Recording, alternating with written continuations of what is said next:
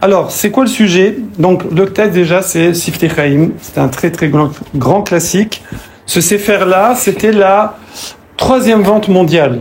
Il a été détrôné par Rav Ovadia Yosef, mais il y avait le Chumash, première vente mondiale. Le deuxième, c'est Mishnah Bura, du Chafetz Chaim. Et le troisième, c'était le Siftei Chaim. Il a écrit en 3 tomes sur toutes les fêtes. Pourquoi? Parce que les fêtes, c'est Pessah, Shavuot, Sukkot, Rosh Hashanah, Kippour, et après Hanouka et Purim. Les fêtes, c'est le concentré du judaïsme. En fait, c'est des périodes de training intense. Vous savez, c'est comme des forces spéciales. Hein. Il y a les périodes d'entraînement normaux, et puis des fois, ils ont une semaine. Voilà. Et donc, tout le judaïsme, en fait, il est concentré dans les Chagim. Si on étudie les Chagim, on va dire, la Hashkafa. On a une grande partie de la Hashkafa, ça veut dire de la vision juive, la philosophie juive, au grand sens général, de toute la Torah, d'accord? Et donc en 3 volumes, il a parlé des fêtes, et là il va parler de Hanouka. Alors il y a 200 pages dans son livre sur Hanouka, ou 100 peut-être, et là il y en a une dizaine, donc il est 10 heures. On va essayer de finir avant minuit pour les 12 coups, vous êtes d'accord? Non, on va faire plus vite. Donc le sujet, c'est quoi? Est-ce qu'il y a... Alors je vais dire des mots en hébreu exprès, comme ça on se force à devenir hébraïsant. Ouais. Mais je traduirai. Si j'oublie de traduire, vous sifflez. Ok? Qui c'est qui siffle bien? Voilà. Donc, est-ce qu'il y a une marloquette entre Chazal et les Chochmei Ateva? C'est juste un test. Personne siffle?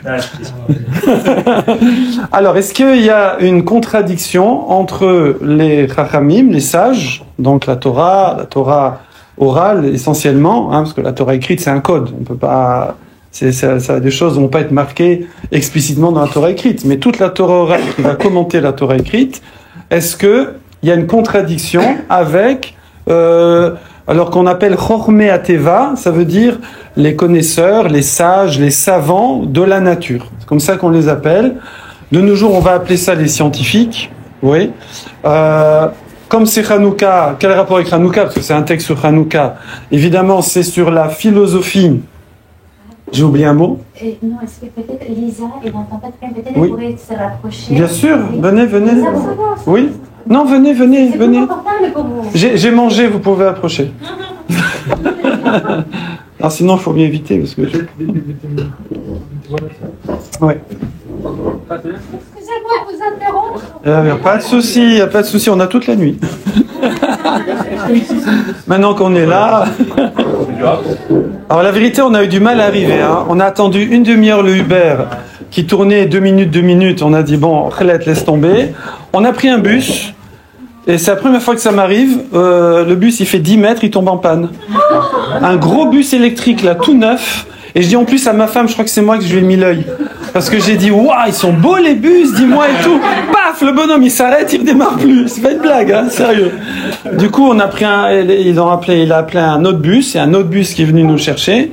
Et voilà, après, on a fait louper l'arrêt, donc bon, bref. Non, on l'a pas loupé.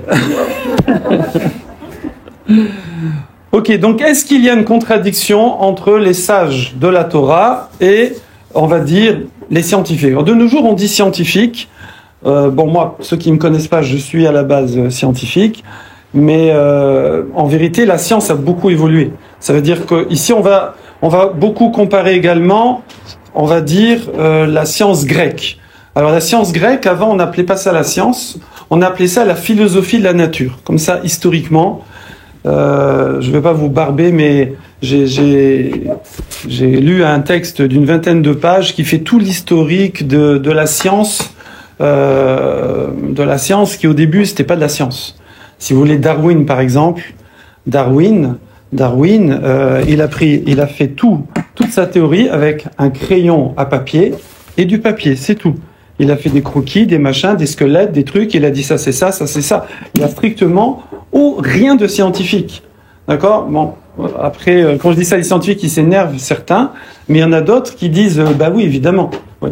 Donc il y avait, depuis l'époque des Grecs en particulier, c'était énormément des vues de l'esprit, c'était des théories. ça veut dire la science dans le sens moderne, comme on l'entend, qui est l'expérimentation, l'observation, avec des expérimentations reproductibles, oui, ça c'est très récent. C'est très récent et il y a encore beaucoup de flou. Parce qu'on extrapole, etc. Et chacun fait un petit peu sa sauce.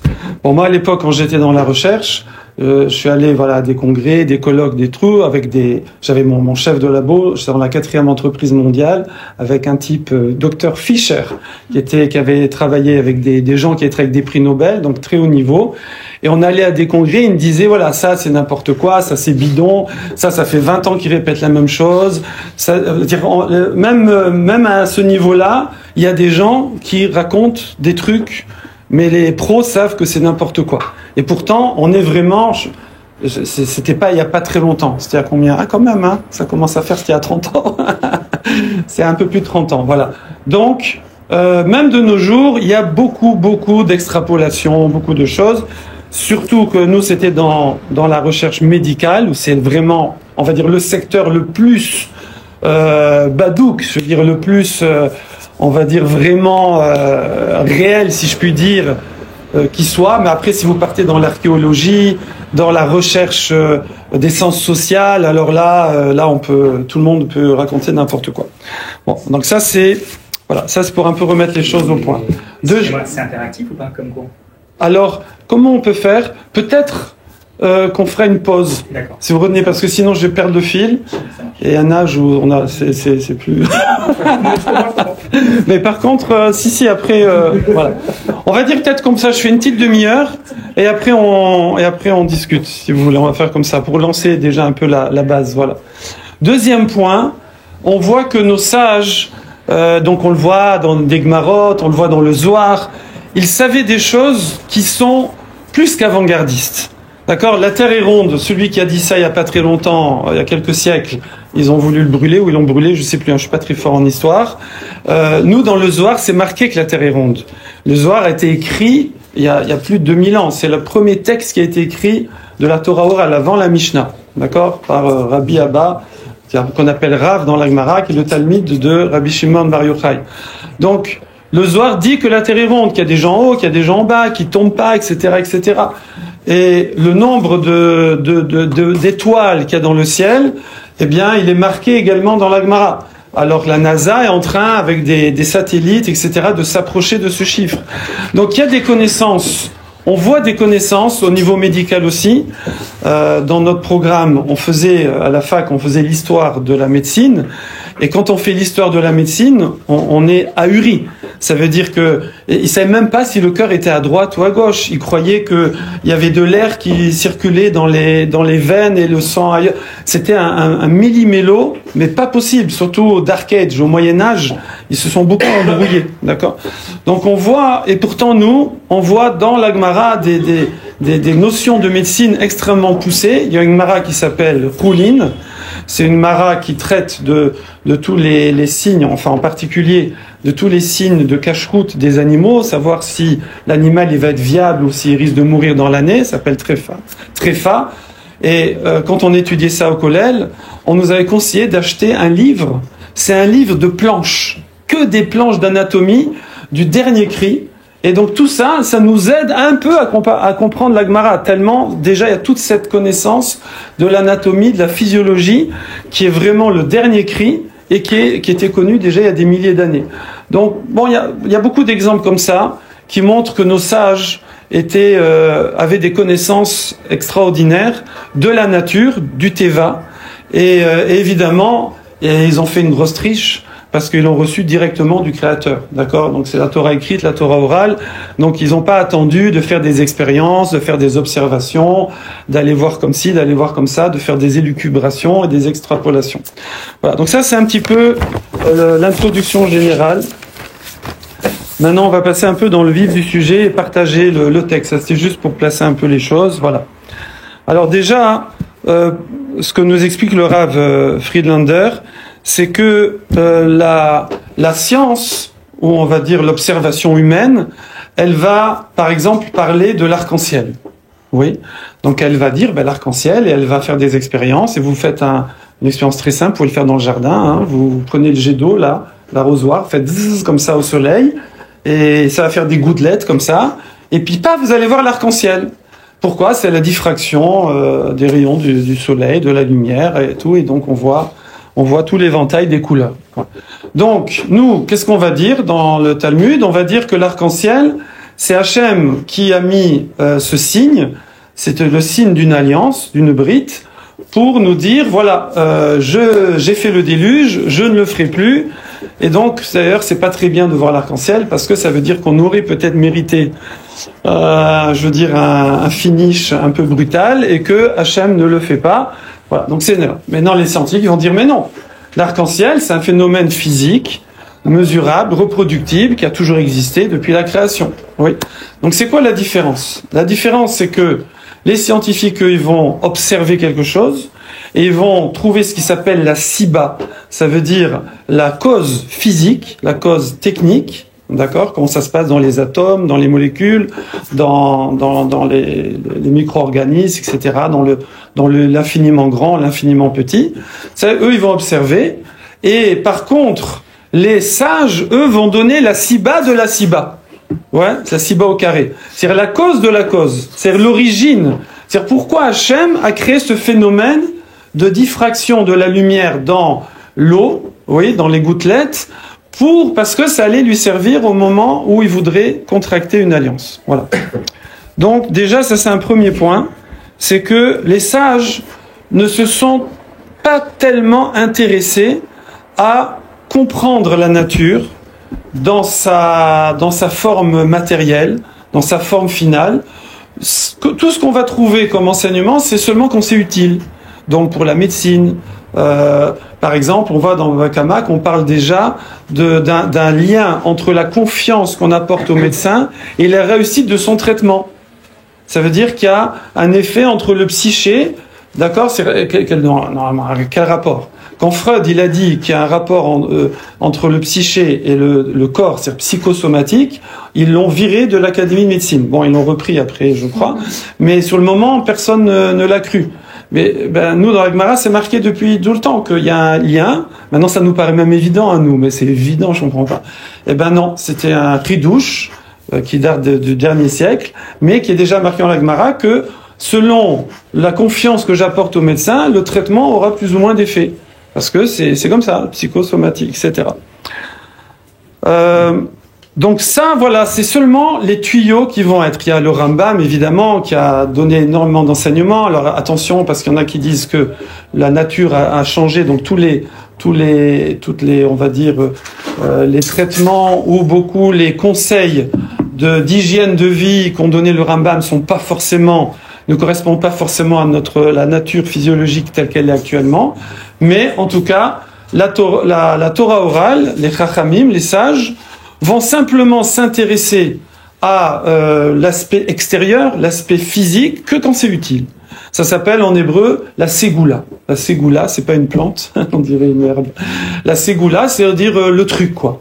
Simplement les trucs pratiques, de pas faire ci, de pas faire ça. Donc, il y a par exemple une liste, j'ai vu une liste sympathique dans un shiur là-dessus, où il dit, c'est marqué, voilà, qu'il faut essuyer le verre. Il faut essuyer le récipient quand on a bu. Il faut éviter de boire de l'autre dans le même verre qu'une autre personne. Il faut éviter de s'embrasser sur la bouche. Ouais, c'est marqué aussi.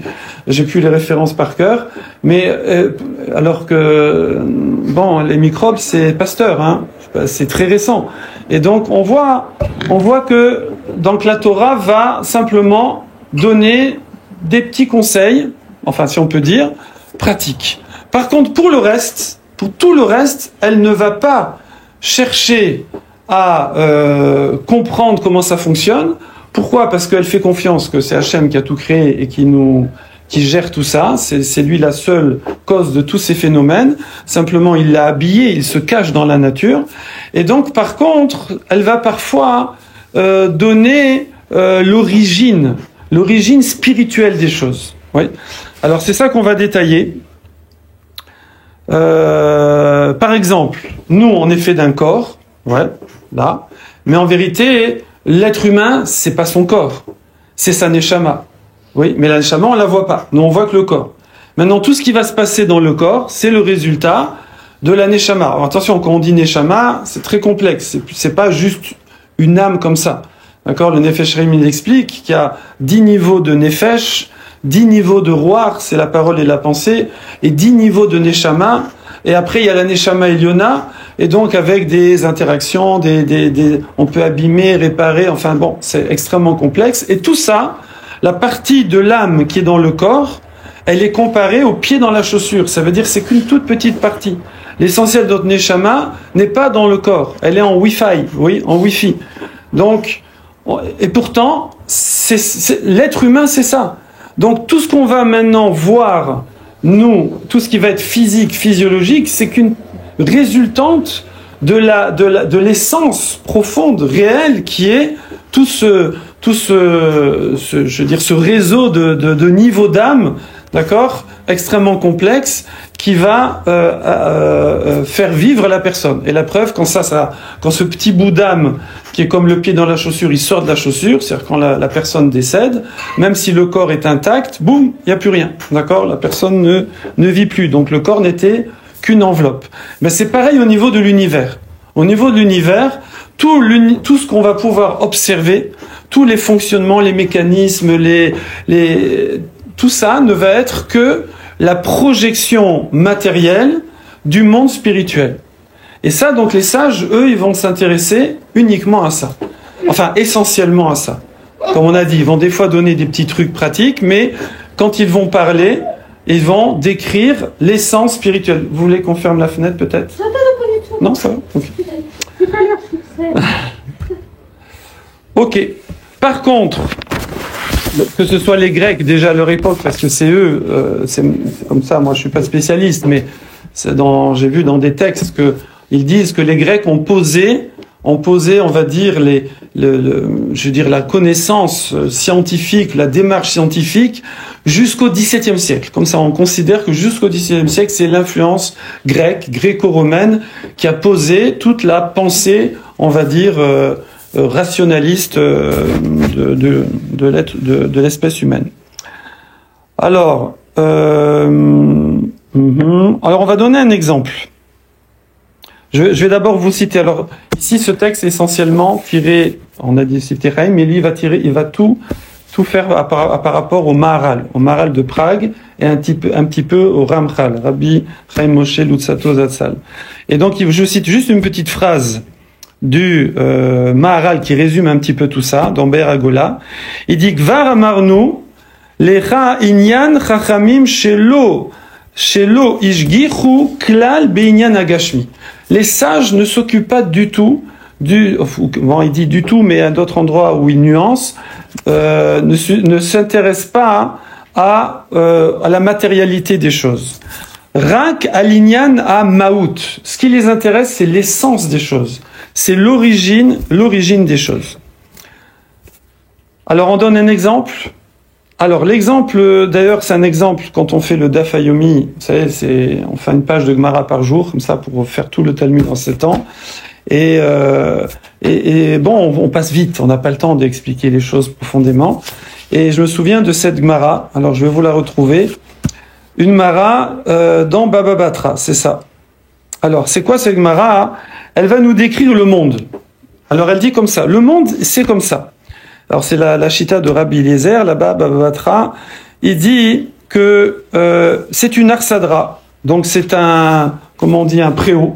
Vous voyez, un préau. Le monde, c'est un préau. Oui. Et il y a 3 parois, comme un préau. D'accord? Et il y a un côté qui est ouvert. Définition du préau.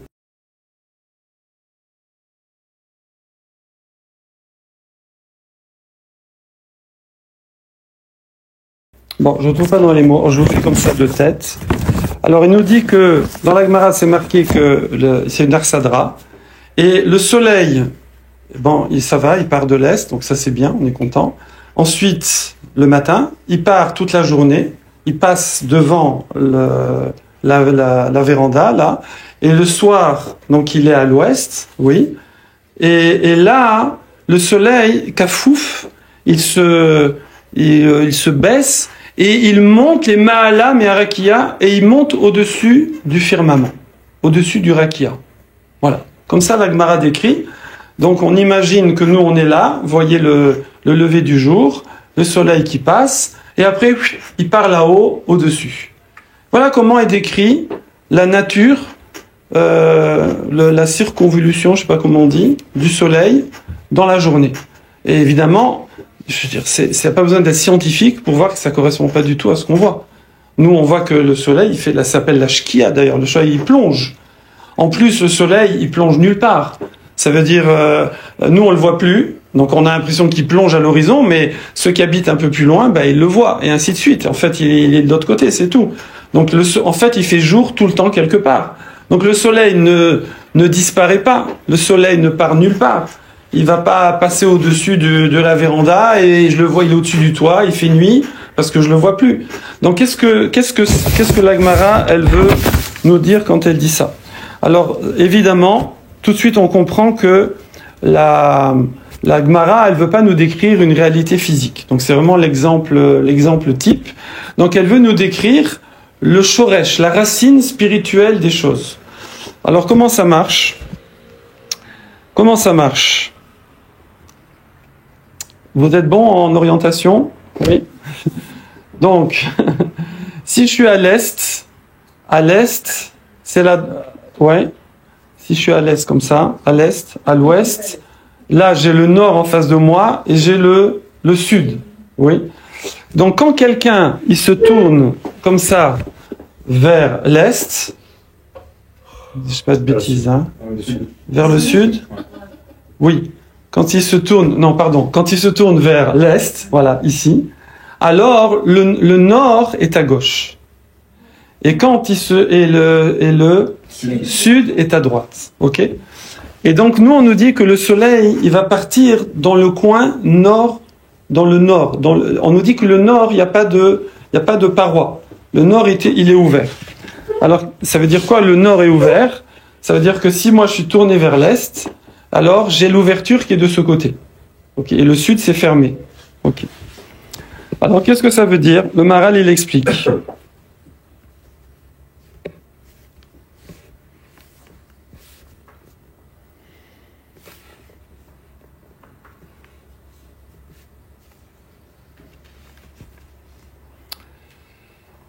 Le small, le côté gauche, comme chez les êtres humains, c'est le côté faible, à small, oui.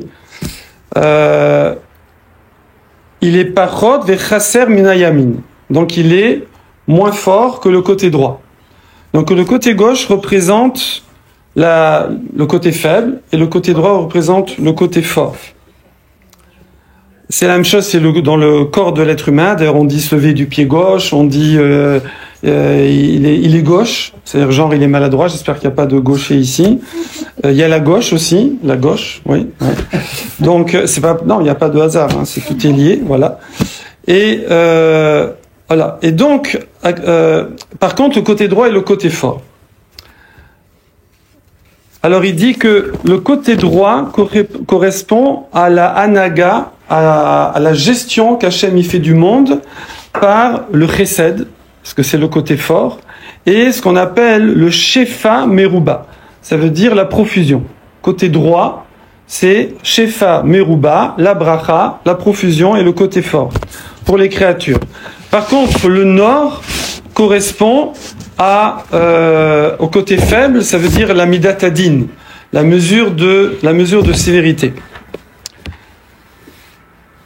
Le rakia, quand on dit que le soleil il passe au-dessus du firmament, on ne parle pas du firmament du ciel, comme nous on le connaît, puisque effectivement le soleil il monte pas, il descend. Eh bien, c'est quoi le rakia? De la même façon qu'on a dit tout à l'heure que la neshama, c'est elle qui va être l'essence de l'être de la personne et celle qui va influencer tout ce qui va se passer dans son corps. Alors pareil, le monde matériel ici-bas, eh bien il reçoit sa lumière, il reçoit son hashpa'a, son énergie, sa direction du monde spirituel, de son essence, qui est spirituelle. Oui. Maintenant, le rakia, d'après le Maharal, il dit c'est quoi? Ça va être le filtre, si je puis dire, ça va être on va dire plutôt le transformateur. Il dit quelque chose de très fort. Il dit si Hachem laissait l'énergie divine, la source divine, nous éclairer d'une façon non filtrée, sans transformation, eh bien l'être humain n'aurait plus de libre arbitre. Il aurait plus d'Yetzirara, il serait tellement inspiré, il aurait une telle énergie divine en lui que, il dit, le monde matériel n'existerait plus. Pourquoi? Alors il dit comme ça, il dit, c'est simple, les gens, ils travailleraient plus. Ils mangeraient vraiment, quand ils commencent à mourir de faim, ils passeraient leur temps à étudier et à faire des mitzvot. Ils seraient totalement dans le spirituel, parce qu'ils verraient que tout le reste, c'est juste un moyen. D'accord? C'est juste un moyen.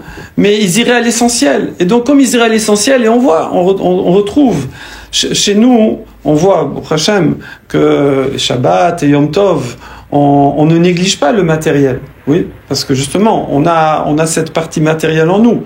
Mais on voit, et on ne prône pas ça. On ne prône pas de vivre dans la pauvreté, et de manger un grain de riz tous les matins, et et de dormir 1 heure, etc.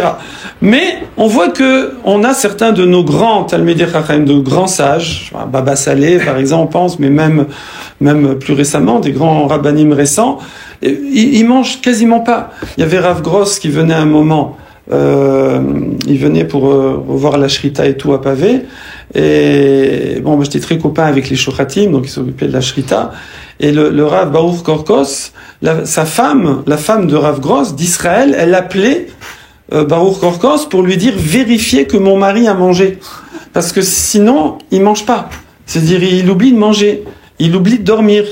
Les shochatim se lèvent très tôt, vous savez, pour aller à la shrita et tout. Et il dit des fois, on comprend pas. Nous, on fait les 3-8 et on le voit pas dormir. On sait pas quand il dort, d'accord? Parce qu'il dort quelques fois demi-heure par 24 heures. Et il fallait, quand on lui amène un plateau de nourriture, il faut vérifier qu'il a mangé, parce que si vous ramenez le plateau comme ça, il peut ne pas manger plusieurs jours. Évidemment, c'est pas conseillé. Pourquoi c'est comme ça? Parce que chez eux, ça devient naturel. Ça devient naturel. De la même façon que les Havdil, quelqu'un qui est passionné par quelque chose. Voilà, tout à l'heure, tu as parlé de game, comment on appelle ça? Gaming, voilà. Il y a des gens qu'on a retrouvés morts sur leurs jeux vidéo. Non, mais c'est pas une blague, en Chine et tout. Il y a des gens, ils sont morts de faim, d'accord? C'est Jérémy Bérébi qui dit ça. Dans son cours sur l'influence des. Voilà. Donc il y a des gens quand ils peuvent passer des nuits blanches comme ça, 1 nuit, 2 nuits, tout ça, se passionner. Ça m'est arrivé à mon petit niveau. Vous n'avez pas connu le Commodore 64? Tu as connu? C'est les premiers ordinateurs. Moi, j'étais étudiant en pharmacie à l'époque, et mon père m'a offert le Commodore 64. C'est un ordinateur gros comme ça, avec un mini cassette qui sert de je sais pas quoi, de disque dur. Un mini cassette avec des cassettes, ouais. Et ça ce truc en basique. Et j'ai fait toute la journée et toute la nuit. Et j'avais plus envie de manger, j'avais plus envie de dormir. J'étais là, c'était tellement passionnant, c'était captivant, voilà. Bon, les Havdil, c'est pour séparer. Donc, ça, c'est pour ça qu'il y a ce rakia.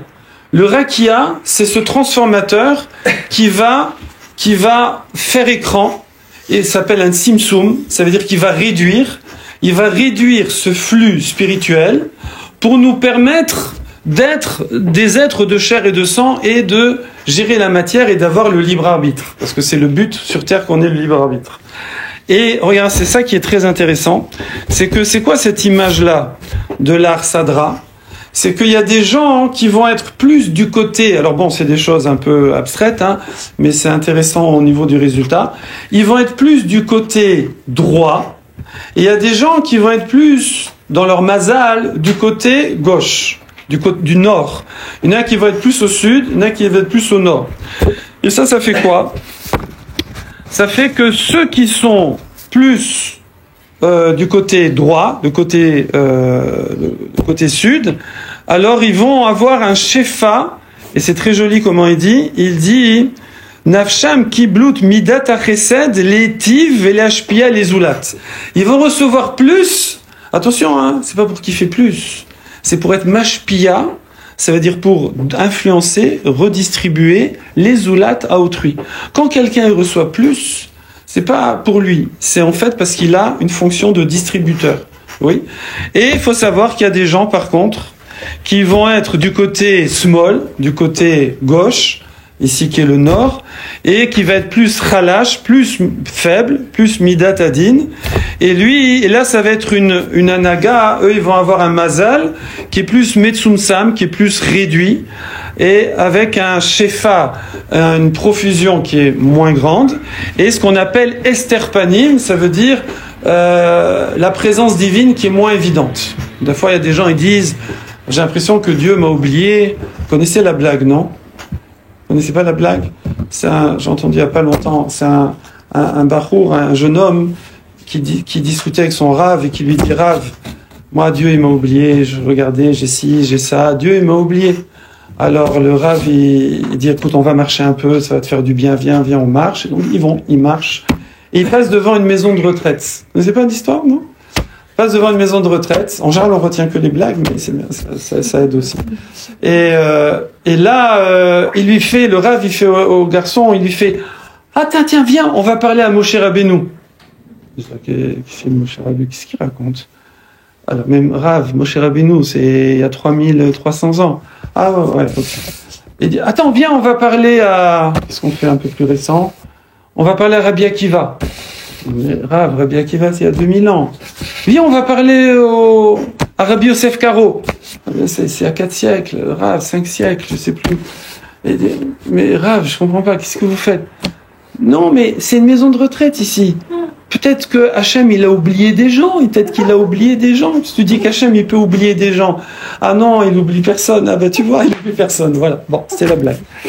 Donc, et en fait, oui, effectivement, il y a des personnes qui vont avoir un mazal, qui est le côté droit, qui est le côté plus profusion, plus recède, mais c'est pour redistribuer. Et il y a des gens qui vont être plus du côté gauche, c'est comme ça. De toute façon, ça tourne, hein, vous inquiétez pas. Hein. On fait plusieurs passages. Hein. Une fois on passe à droite, une fois on passe à gauche, etc. Et voilà. Et c'est ça que représente cette image où on est en train de dire qu'il y a le soleil. Alors pourquoi le soleil? On n'est pas du tout en train de regarder la course du soleil. Le soleil, en vérité, c'est la source dans le monde matériel. Le soleil, c'est la source de tout. Il dit la preuve, c'est que au pôle Nord, au pôle Sud, il y a Walou. Le pôle Nord qui a un petit peu plus de soleil que le pôle Sud, il y a un peu plus de vie. Le pôle Sud où il y en a moins, il y a encore moins de vie. D'accord? Donc, de la même façon que dans le monde matériel, monde physique, toute la profusion, toute la bracha, elle provient du soleil. Eh ben, pareil, ici, dans l'image de l'Agmara n'est pas en train de décrire le rayon du soleil. Il n'y a pas besoin de l'Agmara. Tu regardes dehors et tu vois qu'il n'y a pas de véranda, il n'y a pas de paroi à l'est, à l'ouest derrière, il n'y a pas le soleil qui part en haut, je sais pas où. Tu vois très bien. Donc, tu vois que cette description n'a absolument rien de matériel, de physique. Personne ne va s'y tromper. Donc, elle veut juste dire que ici, ce qui est représenté par le soleil, c'est la bracha d'Akadosh Baruch Hu. Ça veut dire tout ce qu'on appelle le shefa. Appelez ça, je sais pas, la profusion, l'énergie, le flux. Ah voilà, le flux. C'est ça le flux. Ah oui, il faut que je lise cette phrase, elle est trop belle. À un moment, je vous l'ai dit oralement, mais dans le texte du Ramchal, il dit comme ça. Yediat haemet mechazeket et haneshama.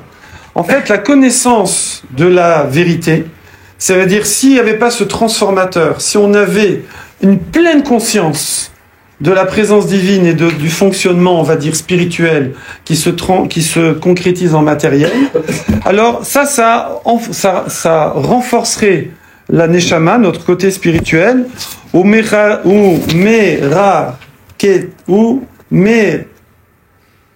ça éloigne, j'arrive pas à lire, Yetzer-Hara. Ça veut dire la personne, elle n'aurait pas de mauvais penchant. Veimata yediara chava veomedet alev bnei adam. Et si cette connaissance, elle était large et elle se tenait sur le cœur de l'homme, alors lo ayu chotim leolam. Personne ne faudrait. Plus personne ne faudrait. On serait tous des comme des malachim, on serait tous comme des anges. Il n'y aurait plus du tout de libre arbitre. Et après, il dit à un autre endroit, mais je ne sais plus où c'est, que le monde matériel cesserait d'exister. Parce que plus personne ne s'occuperait du monde matériel. On serait complètement dans le spirituel, comme effectivement certains sages qui ont du mal à manger, à dormir, parce qu'ils sont totalement dans le spirituel. Résumé. Cette Gemara qui nous dit que, alors je vous l'ai fait directement en français, cette Gemara qui nous dit que le monde ressemble à une véranda qui est ouverte du côté nord, sachant que le côté nord représente le côté gauche, comme on a dit, puisque la référence c'est quand on est tourné vers l'est, oui. Eh bien, ça veut dire quoi? Qu'il y a une création qui va être plus faible et une création des créatures, on va dire, qui vont recevoir un flux plus faible, et il y a des créatures qui vont recevoir un flux plus fort. Et ça, le flux est représenté par le soleil, oui. Pourquoi? Parce que toute créature que nous sommes créés mechussarim, ça veut dire manquant, chasser. On a tous besoin de ce flux. On est manquant, on n'est pas autonome. C'est pourquoi on ne peut recevoir cet hashpa, ce flux-là, mais on va le recevoir de façon variable à cause de ce qui s'appelle le rakia, ça veut dire le firmament, qui est en fait le transformateur qui représente l'écran qui est entre le soleil, ça veut dire le flux, et nous. Ok? Et donc, c'est fermé des trois côtés. Il y a que ce côté-là qui est ouvert, où on va pouvoir recevoir, mais il y a des gens qui vont être côté droit, et il y a des gens qui vont être côté gauche. Ceux qui sont côté droit, alors évidemment, si on vous demande de quel côté vous voulez être, oui. Donc tout le monde va dire je vais être du côté droit. C'est pas évident, hein. C'est pas évident. Parce que le problème, c'est que c'est un grand mikshol, on dit en hébreu. Ça veut dire, est-ce que c'est Rav Israël Salanter, je crois. Il était prodigieusement intelligent, oui. Et je crois que c'est corrige-moi Chai, je crois que sa femme, elle a acheté un billet du loto, non pas le loto, c'était la loterie à l'époque. Et lui, il a pris le billet et il l'a déchiré. C'est lui, Rav Israël Salanter, je crois, il me semble. Et alors il lui a dit, pourquoi tu as fait ça? Il dit, attends, déjà je dois gérer mon intelligence. C'est-à-dire Hachem m'a donné une profusion d'intelligence. Maintenant je dois la gérer, c'est pas pour moi, c'est pour la distribuer. Et tu veux me donner encore la richesse que je vais devoir gérer ça? Merci, je veux dire, j'ai déjà assez à faire. Donc c'est pas si évident que ça. Nous on voudrait tous, enfin c'est le cas pour vous, mais on voudrait tous être beaux, intelligents, riches, etc., etc. Je veux dire, c'est pas évident, parce que le truc c'est que il faut bien l'utiliser. Il faut pas taper dans la caisse, oui. Et c'est plus facile quand il n'y a pas de caisse que quand il y a une grosse caisse. Bon, d'accord. Non, mais moi aussi je dis ça, mais on préfère quand même. On est prêt au challenge, on préfère. Hein, on va pas se mentir, hein, on préfère. Ok, je vais terminer là parce que il est hyper tard. On avait dit une demi-heure, ça fait une demi-heure. Bon, alors il donne encore. Ah bon, un dernier petit point. Alors, parce qu'il y a un problème de timing entre le matin et le soir, parce qu'on a compris que le matin, c'est que nous maintenant dans la journée aussi, il y a, c'est marqué comme ça, que chez Agia Shemesh El Yekudat Amizrach, quand le soleil arrive à l'est, ça veut dire qu'il se lève. Alors il y a un flux qui est plus fort. Il y a un flux qui est plus fort puisque on est à droite et on a dit que ça c'est le côté fort, spirituel. Et quand le soleil, il va vers l'ouest, donc et que c'est la fin du jour, alors il y a effectivement une baisse de spiritualité. Donc c'est connu que personne se tape 4 heures de Netflix entre 10h et 14h. Par contre, entre minuit et 2h du matin, oui. Pourquoi? Et exactement, les boîtes de nuit marchent très peu la journée, ça marche surtout la nuit. Et les bêtises, en général, on les fait la nuit, on les fait pas le jour. Et les gens sont plus malades la nuit que le jour, etc., etc. Donc on voit qu'il y a effectivement un flux spirituel qui est plus fort, que c'est évident. d'accord, le jour que la nuit. Et donc ça, c'est lié à ça. C'est lié, c'est vrai que c'est lié, il y a un phénomène physique, qui est le soleil, le vrai soleil, mais comme on a dit, puisque ça, c'est la projection matérielle du monde spirituel, c'est le même timing que le monde spirituel. Donc il y a effectivement cette influence. Ouais. Alors maintenant, il y a une grosse question. C'est que,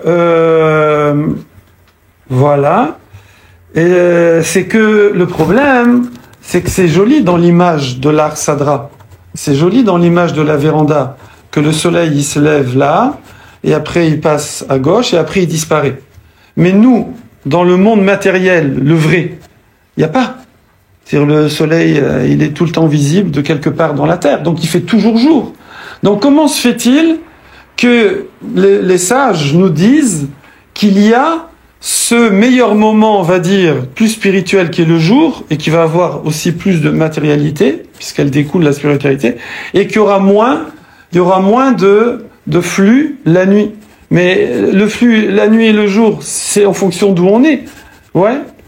Alors comment comprendre ça? Et regardez ce scoop de ouf. C'est vrai que le soleil éclaire toute la terre et fait le tour. Mais, et ouais, encore une fois, comme on dit, c'est toujours la faute des Juifs. Ben c'est en fonction des Eretz Israël. C'est en fonction de comment on voit le soleil en Eretz Israël. En Eretz Israël, quand il fait jour, c'est par la terre d'Eretz Israël, c'est elle qui va donner le timing au flux dans le monde entier. Même sur la partie, c'est-à-dire que si c'est une partie qui fait jour, mais qu'en Eretz Israël il fait nuit, eh ben il y a moins de flux spirituel que quand il fait jour en Eretz Israël, même s'il fait nuit à l'endroit qui est de l'autre côté. Alors vous avez compris le truc.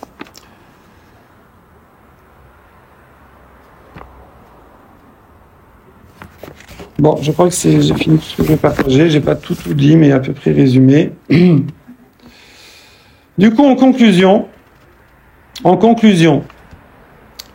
la hashkafa grecque, donc dont on a hérité dans l'Occident, donc la vision, la philosophie de la nature, on va dire scientifique, qui est héritée de la civilisation gréco-romaine, elle va aussi, elle a surtout la civilisation grecque et romaine. Après, ils ont beaucoup perdu ça récemment, mais elle s'inspirait essentiellement du monde matériel. Elle regarde le monde matériel et elle cherche pas la source spirituelle des choses. Et donc, elle va, comme le corps, donc elle va regarder que l'extérieur des choses, l'observation. Par contre, les sages, dans tous les enseignements qu'on va avoir dans la Torah orale, eh bien, elle va rechercher son essentiel. L'essentiel, elle va regarder un petit peu les petits trucs matériels, physiques, comme on a dit. Quand il y a une petite ségoula, il y a une astuce. Mais ce qu'elle va tout le temps décrire, c'est la source spirituelle des choses, le fonctionnement spirituel des choses, qui est à l'origine du résultat matériel. C'est pour ça qu'on va trouver, comme cette Mara très étonnante, où on nous décrit des trucs qui ne correspondent pas du tout à ce qu'on peut observer dans la nature. Pourquoi? Parce qu'elle n'est pas en train de décrire la nature, elle est en train de décrire la source spirituelle qui va se traduire de façon matérielle, et après il faut savoir le traduire, le voir. Alors bon, moi je vous ai expliqué, c'est pas évident comme sujet. Sachez que le Rav Friedlander qui explique ça sur 10 pages, là j'en ai résumé en une demi-heure, mais il faudrait plusieurs heures, faire tout dans les mots bien. Lui-même il dit, là je vous ai fait qu'un petit chouïa, enfin il dit pas chouïa, mais je vous ai fait qu'un tout petit peu de ce que le Maharal de Prague et le Ramchal expliquent, qui dépasse hélas nos compétences pour comprendre la profondeur de ce qu'ils disent. Mais voilà, faut savoir que c'est beaucoup plus profond que ça. Mais déjà, ça nous donne une petite idée. Et effectivement, quand maintenant on va entendre quelque chose, un shiur de Torah ou un enseignement, et qu'on va trouver, tiens, c'est bizarre, c'est pas comme ça. On sait très bien, même un enfant, il sait que c'est pas comme ça. Il suffit de regarder en l'air. Eh bien, il faut comprendre quelle est l'intention des sages, qui n'est pas de décrire les phénomènes physiques, mais qui est de décrire la source profonde de ces phénomènes. Voilà, Khazak à vous. J'espère que c'était à peu près clair, parce que Oui. pour Hanouka, il faut de la lumière, là, c'est pas... Ouais. Merci beaucoup. Alors, Il y a des questions? Oui. je vous ai même pas présenté correctement tout à l'heure, mais je trouve que vous êtes un ancien de Pavé, on peut dire ça. C'est ça, oui. Vous avez grandi à Pavé, Ouais. à côté à 7 minutes. Ouais. Et aujourd'hui, donc après un long parcours, vous Ouais. êtes aujourd'hui directeur du centre Olami. Je vous laisserai peut-être. Olami Samandé, voilà. Olami Samandé, où il y a alors évidemment des activités d'études à l'Akha. On voit qu'il y a aussi du du outdoor. Et aussi du box. Parce qu'il faut faire, voilà, il faut le matériel au service du spirituel. En tout cas, merci beaucoup pour C'est ces, ça pour ces que tu lumières. Mais alors moi, juste, si je peux commencer Bien moi sûr. par une question, c'est Ouais. que donc, en fonction du jour et de la nuit, là on Ouais. est en plein hiver. Oui. Et même en Israël, il y a des hivers. Donc Ouais, la tout à durée fait. du jour est réduite. Est-ce qu'on peut dire que Ah, tout l'hiver à fait, est bien moins sûr. spirituel que Ben, l'été? on voit par exemple que en hiver, on nous a justement, je vais pas trop parler, je vais juste dire les titres comme ça parce que sinon je trouve pipelette. Mais le fait qu'il y ait Hanouka en hiver, j'ai entendu un chiour une fois qui disait on n'imagine pas la force des sages d'avoir instauré ça, d'avoir instauré une fête, d'avoir mis de la gdoucha en plus où les mélachot sont permis, c'est-à-dire qu'on peut travailler. Normalement, si on peut travailler, il y a aussi une baisse de gdoucha. Il faut être dispo. Il faut Shabbat, Yom Tov. Le fait d'avoir pu mettre dans l'hiver un chag comme ça, et sans Issour Melacha, sans l'interdit des Melachot, c'est une puissance incroyable. Parce qu'effectivement, l'hiver, non, il n'y a pas de fête. Normalement, à partir de Tishri, jusqu'à Pessah, c'est fini. Il n'y a plus rien, d'accord? Donc, et les sages ont mis Hanouka et Purim. Ils nous ont mis deux petites bouées de secours, là. Ouais. Je sais pas si vous le sentez, mais par exemple, dès que le printemps, la nature, tout on le voit, mais on a une énergie, un renouveau extraordinaire à partir du printemps, toute la saison. Tu avais une question aussi? Ouais, alors c'était Ouais. sur le début, mais en tout cas non, sur la fin, je trouvais qu'une des façons de résoudre un peu Ouais. le fait qu'effectivement, a priori, la Gemara décrit pas une théorie physique théorique de cosmogonie très précise. Mm. Par contre, ça correspond surtout à quelque chose de ce qu'on ressent pour le coup au quotidien. C'est-à-dire que c'est pas tant d'être platiste. Oui, c'est vrai, c'est Il y a vrai. des moments où la Oui, Gemara est platiste. Mais nous, Ouais. notre quotidien, c'est qu'effectivement, le soleil se lève. Et Oui, tout tout à fait. C'est-à-dire que Oui, ouais. la Gemara, ce que moi j'ai entendu sur ce genre de sujet, Ouais. la Gemara dans Chagiga, là-bas, avec Ouais. les 7 ciels, et notamment Ouais. le Rakia, qui est effectivement filtre, mais c'est que en tout cas, ça s'ouvre et ça se ferme, c'est le ressenti humain Tout sur à fait. Ouais. l'astrologie, en fait. Tu as tout fait raison, et surtout plus quelqu'un va être sensible, c'est-à-dire plus son spirituel va être développé, plus il va sentir ces choses-là, effectivement. Nous, on va pas forcément... C'est-à-dire quelqu'un, plus il va être terre à terre, moins lui, il voit pas la différence. Mais nous, on va ressentir les choses. Après, par exemple, sur la datation, vous savez, donc la datation, il y a le Zohar qui répond à ça de la planète, je sais pas combien, 13 milliards d'années, je sais pas combien, et nous, on est en 5785, les 6 jours de la création. Bon, tout ça, il y a le Ramban, il y a le Rav Dessler qui parle de ça. Dans le Zohar, il y a une marloquette aussi qui explique qu'un yom, quand on dit les 6 jours, le yom, c'est une énergie. C'est pas un jour, c'est pas 24 heures. De toute façon, il n'y a pas encore le soleil, c'est au quatrième jour de la création. Donc il y a pas le jour et la nuit. Mais ça veut dire toutes ces choses-là, on retrouve quand même. Voilà, on trouve dans le Ramban, le Big Bang aussi, on le retrouve dans le Ramban, on retrouve beaucoup dans le Zohar par exemple, mais c'était pas le souci des sages. Le souci des sages, c'est pas quel est l'âge de la planète et comment l'homme il a grandi et comment on trouve des coquillages en haut des montagnes. C'est pas leur souci. Eux, ce qu'ils veulent, c'est avoir, eux, ils avaient accès carrément à l'essence des choses, et c'est ça qu'ils vont décrire. Voilà. Moi, j'ai Oui. une mini question. Bien sûr. C'est vrai que quand on fait la choule ou ici, parfois il y a des jours où le soleil apparaît à travers une fenêtre, dans la tefila, et on sent que quelque chose de très beau, et on se dit, ah là, la tefila est très puissante. Mais je me posais la question par rapport à Shabbat. Ouais. Et Shabbat commence au coucher du soleil, quand la nuit tombe, et le début de Shabbat, c'est pendant la nuit. Et je me demandais pourquoi les débuts du jour le plus kadosh, le plus élevé spirituellement, c'est la nuit, si c'est la journée que le chef c'est... Bon, en fait, on monte crescendo, oui. Vous voulez dire, Madame Bouzan, allez-y, allez-y. Hein. Allez-y. Non, je vous en prie. Le début de chaque jour en Ouais. la Torah, c'est des C'est ça. Donc, Alors, au contraire, c'est aussi pour amener la spiritualité et Ouais. la spiritualité qui est claire à la réalité. C'est pas l'inverse. On a besoin de phases aussi. Hein. En fait, Et un crescendo. Erev, vous savez qu'on dit Erev et Boker. Erev, ça vient de Irvuv. Ça veut dire, au début, c'est mélangé. Et Boker, ça vient de Bekoret. Ça veut dire, c'est on va dire, je sais pas comment on dirait, vérification. Ou on met les choses, on regarde si c'est dans l'ordre. C'est-à-dire, il y a toujours ce processus. Mais pour reprendre ce que vous avez dit là sur le matin, ça m'a fait penser. Voilà, exactement le lien entre ce que vous dites. Vous savez que normalement, il faut prier la tfila, c'est seulement après le netz. D'accord? Nous, en France, c'est embêtant parce que souvent, à cause du travail, à cause de choses, on a le droit. On a le droit, a posteriori, de prier avant le lever du soleil, la Hamida. Il y a un Rav qui nous a fait la halakha, Rav Chalukatz, qui venait.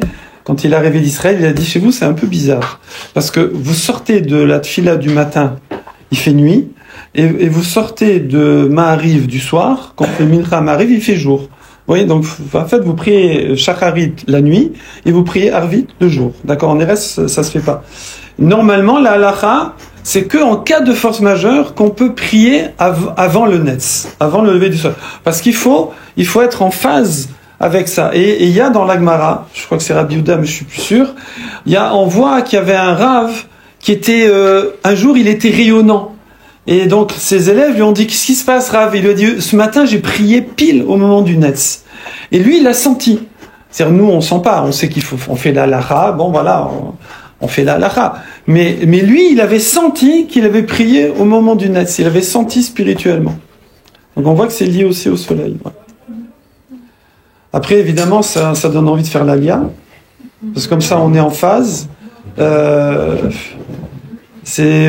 on était avec mon épouse pendant 3 semaines en Eretz. Et je veux dire, tous les matins, quand je me réveillais, je me disais quel temps il va faire.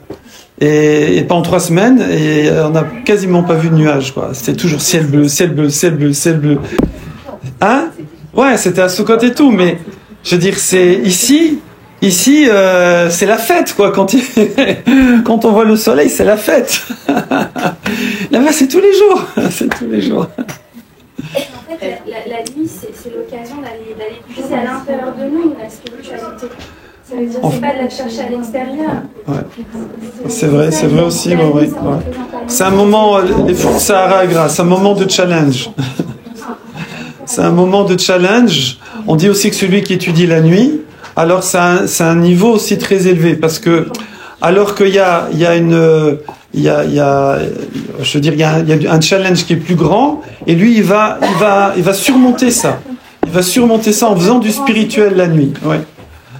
Du coup, ouais. Je crois que j'avais vu j'avais pas le petit, mais qu'un moment très propice de la tfila, c'est la nuit, c'est vrai, parce que c'est le moment où le monde matériel disparaît dans l'obscurité, et donc il y a la différence entre le monde matériel et spirituel deviennent très peu visibles. Donc il y a le monde de là-haut qui descend. Donc c'est comme tu dis, la transition petit à petit. Rai, tu veux dire des... Hein? En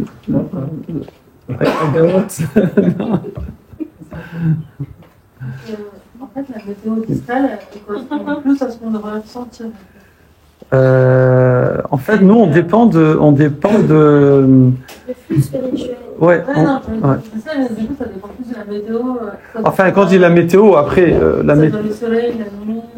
oui, comment dire, le fuseau horaire, quoi. Alors nous, on a de la chance parce qu'on est dans le même fuseau horaire à peu près qu'Israël. Après, ouais, pour les Asiatiques, les Américains, ils galèrent un peu, hein, quand même.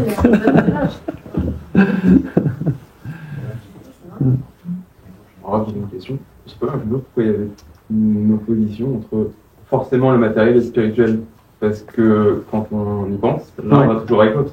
Oui. C'est-à-dire, si je prends un exemple grossier, Oui. quelqu'un qui dit qu'il veut gagner énormément d'argent, comme je disais tout à l'heure, Oui. c'est pas qu'il veut gagner énormément d'argent, c'est que ça va être plus profond que ça, c'est qu'il veut se réaliser, c'est qu'il veut avoir une place dans la société, c'est qu'il veut avoir un statut social. Ça va plus loin que l'argent en lui-même. Oui. Ou comme quelqu'un qui dit qu'il veut changer d'apparence ou qui veut perdre du poids, c'est pas vraiment perdre du poids pour le fait, c'est que spirituellement, il veut avoir une estime de lui-même qui est plus élevée, ou qui est plus... Donc pourquoi on oppose les deux? Toi, là, tu touches, on va dire, la partie la plus spirituelle du matériel, tu vois. Ouais, voilà. Si je veux dire, toujours j'ai loupé un poste avec ça c'était un poste en commercial et le bonhomme me pose, c'était l'entretien d'embauche là. Il y avait toute une sélection. J'étais étudiant, il fallait être responsable de la distribution de tous les magazines dans l'est de la France. C'était un gros truc. Et j'étais en finale. Et le bonhomme, il me parle, À un moment, il me parle de mes parents, de la famille. Donc, il m'embrouille. Il me prend comme ça dans la famille. Et là, il me dit, c'est important l'argent pour vous? Et là, je dis, c'est important pour ce qu'on fait avec. On dit, ok, recalé. Recalé, c'est fini. C'est pas tout le monde qui pense comme ça. C'est les gens, même si des fois ils le disent, mais en vérité, l'argent c'est l'argent, la richesse. C'est pas opposé, il a raison, c'est pas opposé. Les Grecs qui nous ont amenés à un certain. Comment dire, à la base, on devait les associer avec les Grecs. Enfin, on devait les associer. Eux, ils devaient élever le monde à un niveau de civilité, à un niveau, comment dire, d'aimer le bien, d'aimer le beau, etc. Et ensuite, nous, on devait les amener à un niveau spirituel, au-delà de cette civilité, au-delà de tout ça. Donc, on doit arriver à ce niveau-là, et ensuite, on doit aller dans le spirituel, mais ça ne doit pas être une fin en soi. C'est un moyen d'accès à la spiritualité. Et c'est ce qu'il explique, en fait, toute réalité physique, elle a son pendant métaphysique, et le but, c'est d'accéder à cette réalité spirituelle, et de ne pas s'arrêter, et de ne pas prendre la matérialité pour une fin en soi. Moi, je connais bien Shlomo, donc je peux parler pour lui. Et effectivement, lui, il est comme ça. Ça veut dire, il veut pas, tu veux pas réussir, toi, pour avoir des immeubles et dire, avoir un compte en banque et tout. C'est uniquement pour réaliser les choses, simplement. Hein? Non, ne dis pas ça. Non, mais c'est même inconscient chez tout le monde. Une personne qui veut gagner beaucoup d'argent, ou qui veut... J'ai l'impression que inconsciemment, c'est parce qu'il veut se réaliser, devenir quelqu'un et réussir, entre guillemets, son existence. Mais c'est pas qu'il veut avoir beaucoup d'argent pour avoir plein de billets matériels. C'est ça, mais après c'est l'histoire des... On ne doit pas s'arrêter là. Le problème, c'est que souvent, on se prend au jeu. C'est l'histoire des bougies. Tu connais l'histoire des bougies? L'histoire des bougies, en 2 secondes, c'est un monsieur, il apprend que sur une île, les pierres, c'est des diamants. Le sable, c'est des diamants. Les rochers, c'est de l'or. D'accord? Alors, il achète un bateau. Et par contre, là-bas, la richesse, c'est les bougies. Le sable, le diamant et l'or, ça vaut rien du tout. Donc, il achète un bateau. Il va importer des bougies. Il arrive là-bas et il devient un grand businessman. D'accord? Et après quelques années où il a bien fructifié, il a acheté plusieurs bateaux, il a employé des gens, etc. Eh ben, il revient, mais avec des bateaux chargés de bougies, parce que après il a oublié que la richesse que lui il voulait, c'était le sable, c'était les diamants et l'or. Il s'est pris dans le jeu du pays où la richesse c'est les bougies. D'accord? La même chose avec les pommes de terre, pareil. Nous, on vient sur terre, on dit que l'âme, quand elle vient sur terre, elle sait que tout le matériel, c'est que pour produire du spirituel. Et c'est pas une fin en soi. Mais après, une fois qu'on est là, façon de parler, on oublie. Et on prend le matériel en tant que fin en soi. Et vous ne pensez pas qu'on le sait tous inconsciemment? On le sait inconsciemment. Il faut le réveiller, ça, ce inconscient, parce que c'est la Torah qui nous réveille. C'est elle qui réveille. Et là, il dit que si elle nous réveillait trop, on laisserait complètement tomber le matériel. Ce que font certains grands chachamim, qui arrivent ils n'arrivent plus. Le matériel, ça leur parle plus du tout.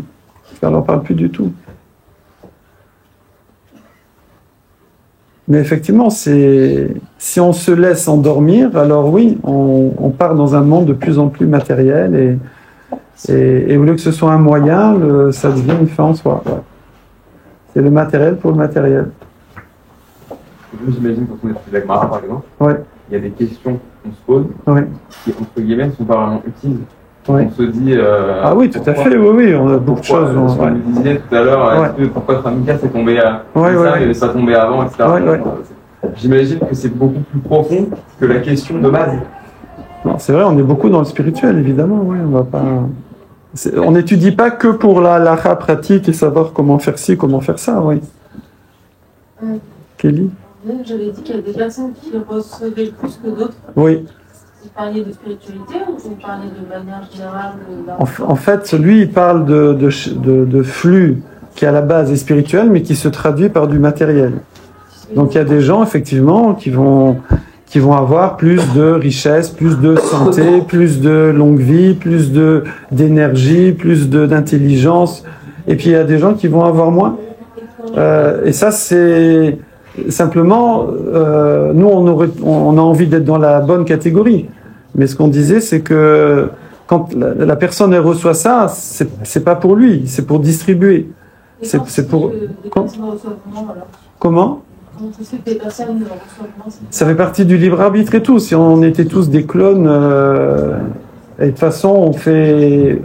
Je veux dire, on passe une fois comme ça, une fois comme ça. Il n'y a pas. Peut-être qu'on est là pour changer aussi, savoir ce qu'on est parti pour la base. Il faut savoir, hein, quand vous venez sur Terre et que vous voyez, vous êtes très jolie, très intelligente, faites des super études, il faut se dire, allez-y, hein, donnez le max. Je dis pas profiter dans le sens profiter égoïstement, mais utilisez ça au maximum parce que voilà, on sait pas. Chaque vie, elle change, quoi. La donne, elle change.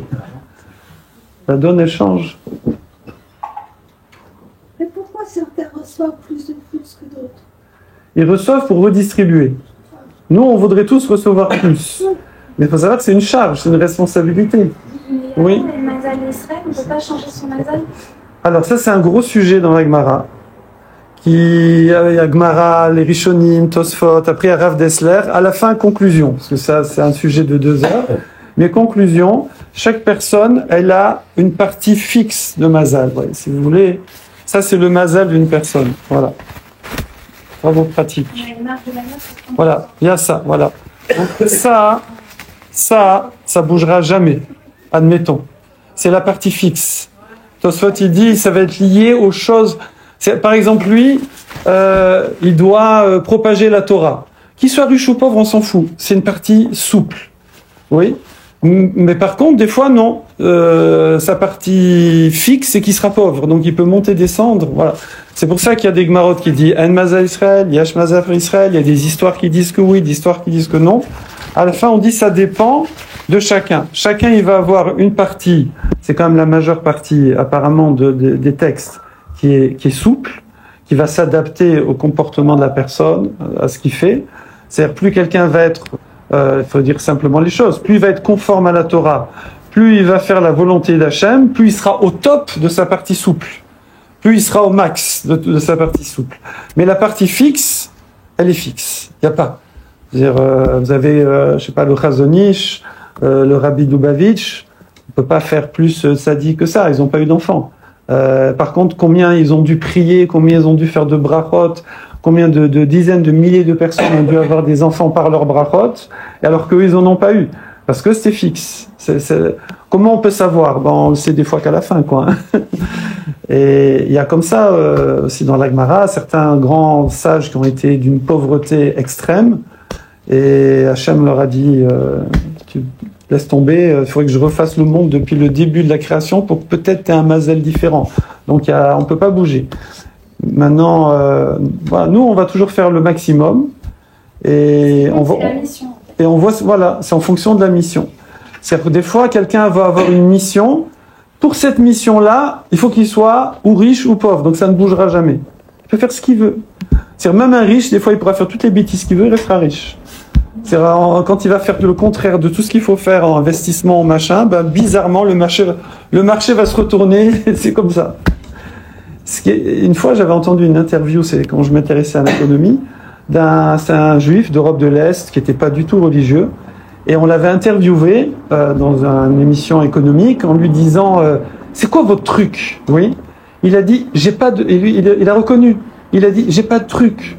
c'est la volonté, c'est Dieu qui veut comme ça. Tout ce que je touche, ça marche. Je peux faire n'importe quoi, ça marche. Je cherche même plus à comprendre. C'est comme ça.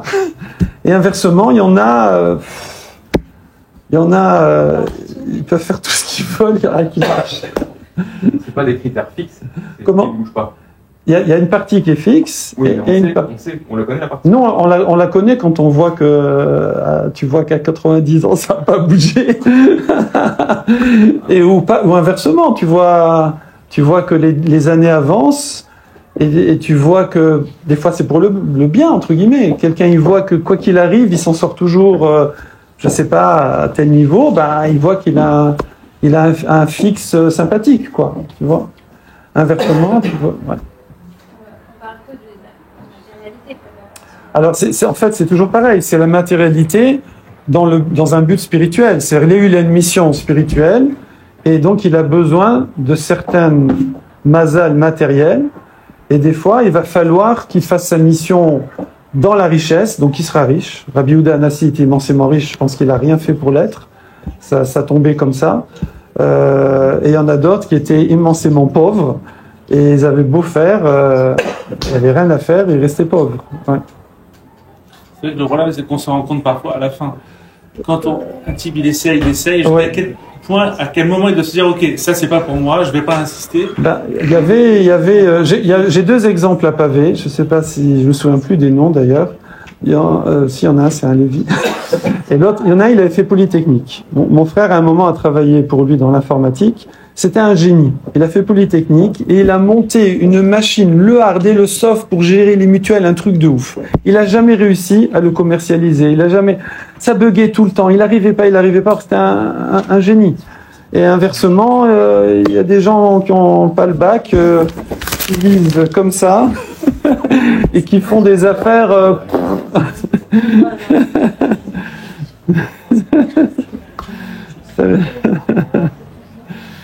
Alors, est-ce qu'il y a d'autres questions? Et s'il n'y a pas d'autres questions, bon, on peut toujours poser des questions. On passe au dessert. Si vous pensez qu'ils ont été assez attentifs pour on ramène les beignets à table. Ouais, moi je crois. Et il y a des petites viennoiseries aussi, là. Alors, les mettre à chauffer. Du savoir, on a aussi des viennoiseries rapportées par leur part. Ils sont très à la vie, tout est très à la vie, attention.